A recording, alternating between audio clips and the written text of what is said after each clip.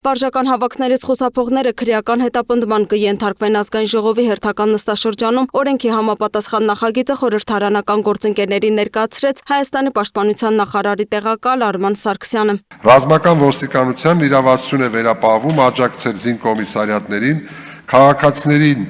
զինվորական հաշվառման, պարտադիր կամ զորահավաքային զորակոչի, պահեստազորային պատրաստության միջոցառումների կազմակերպման գործընթացում ռազմական ոստիկանությունը լիազորվում է ապահովելու քրեական վարույթ իրականացնող մարմինների գրավոր պահանջի հիման վրա վարույթի շրջանակներում ձերբակալված կամ կալանավորված զինծառայողների տեղափոխումը եւ ուղեկցումը նշված վայրեր անհրաժեշտ քննչական եւ դատավարական գործողություններին մասնակցելու նպատակով։ Արամ Սարգսյանը հայտարարեց, որ նախկինում վարժական հավաքներն իրականացվել են հիմնականում ձևական, իսկ այսօր իրականացվում են ըստ էության։ Փոխնախարարն անդրադառնալով Հայաստան խմբակցության պատգամավոր Գեղամ Մանուկյանի չգրանցված աշխատողներին վարժական հավաքների ներգրավելիս փոխհատուցում տրամադրելու հարցին պարզաբանեց. Մենք սահմանել ենք այնպիսի դրույթներ, որ եթե քաղաքացին մասնակցում է վարժական հավաքին, ապա իր աշխատավարձից բացի գործատուն տալիս է այնքան վարձատրություն, որպեսզի իր ստացած վարձատրությունը որևէ կերպ չնվազի։ Դուք ներկայացնում եք ոչ գրանցված աշխատողները տուժում են։ Կներեք, բայց ցանկալի է գրանցվեն այդ աշխատողները, որովհետև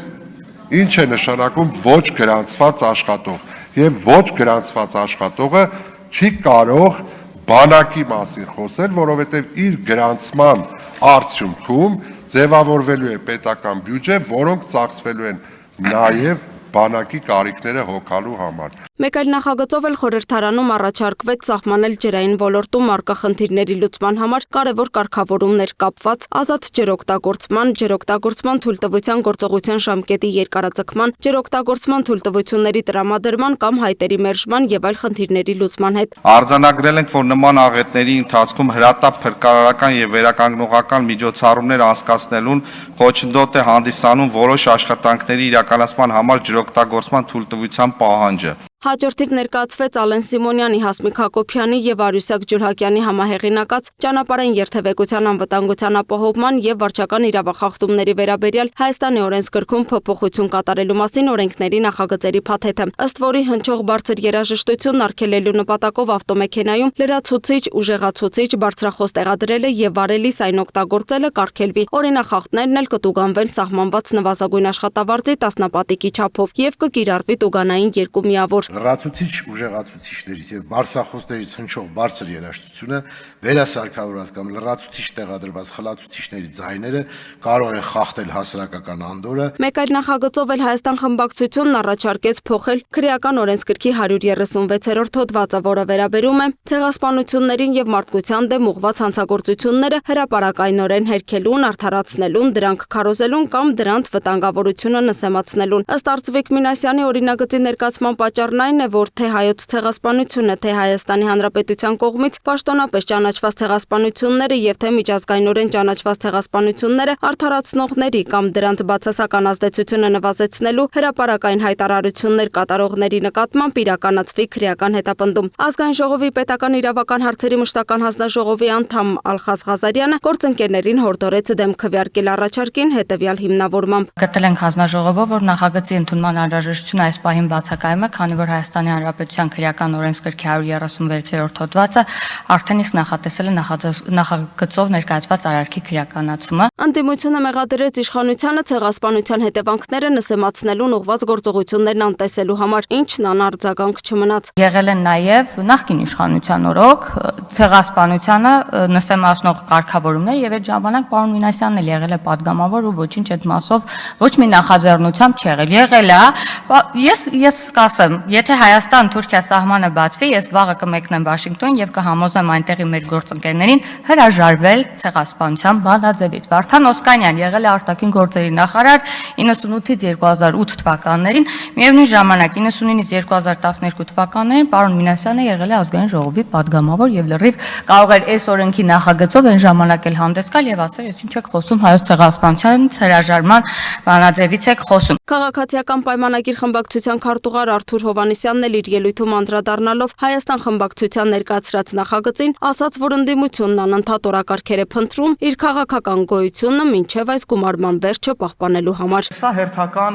ուրեմն այդ դեպքերից մեկն է, ոնց որ մի քանի օր առաջ այս դահլիճում լսումներ էին, այդ լսումներն էլ հերթական կեղծ, fake օրակարգն էին, ոչնչի մասին օրակարգ էր, ինչի մասին որ մեր հանրությունը ըստ էության հենց լսումները նայելով հասկացավ, թե ինչ խայտառակություններ այստեղ կատարվում։ Եվ հիմա էլի կեղծ օրակարգ է բերվել,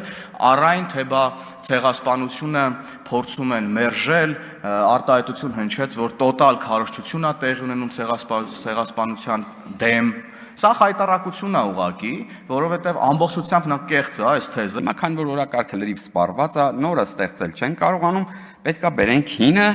ու սկսենք բզբզալ խաղաղության, օրակարգի եւ այլնի դեմ։ Բայց այս ամեն ինչի լավագույն պատասխանը իմիջիայլոց ձեր այլևս համատեղ վարչապետի տեխնացուն ճեպազրույցի ժամանակ տվեց, երբ որ ասեցին ախր այս իմպիչմենտը չլնող բան է եւ այլն, ասեց պարապ մնալուց լավ չի, ու դա ասեց մի քանի անգամ։ Բա Օսկանյանն ու Քոչարյանը Հայաստանի արտաքին քաղաքականության մասին չի, որ բան են արել։ Արդյոք մեղրի շուրջ բանակցություններից դուրս գալու համար, հետ քայլ անելու համար նախ մեջ չեն գցել Հայաստան-Թուրքիա սահմանի բացումը, հետո էլ այդ խոսակցությունը հաջողելու համար, այսինքն սահմանի բացումը, առաջարկել փոխանակել Միացյալ Նահանգների կոնգրեսից հայոց ցեղասպանությունը դատապարտող բանաձևի հետ քաշման հետ։ Ըստ ձեր այդ հոդվածի ուրացումը էլ ինչպես պետք է տեղի ունենա։ Ինչի՞ չեք բերում պետականության դեմ վերբալ օրինակ հարձակումները պաշտպանող որևէ նախագիծ, ինչի՞ չեք բերում։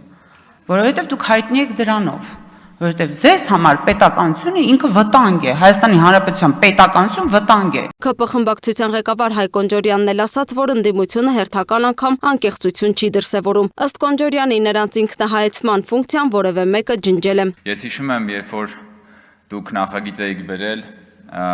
Ղարաբաղի հարցով մշտական հանձնաժողով ստեղծելու մասին, եւ այն ժամանակ էլ մեզ մեղադրում եք եւ ասում եք, որ դուք բերել եք պաշտպանելու համար Ղարաբաղը, հետո ինչ եղավ, հետո գնացին ձեր ներկայացուցիչները լուծարեցին Ղարաբաղը։ Հիմա դուք նախագիծ եք բերել ցեղասպանության ժխտումը իբրև թե քրեականացնելու, պաշտպանելու մարդկանցից, ովքեր որ փորձում են ժխտել,